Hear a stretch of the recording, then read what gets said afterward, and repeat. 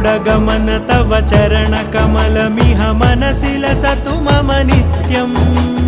गरुडगमन तव चरणकमलमिह मनसि लसतु मम नित्यम् मनसि लसतु मम नित्यम् मम तापमपाकुरुदेव मम पापमपाकुरुदेव मम तापमपाकुरुदेव मम पापमपाकुरुदेव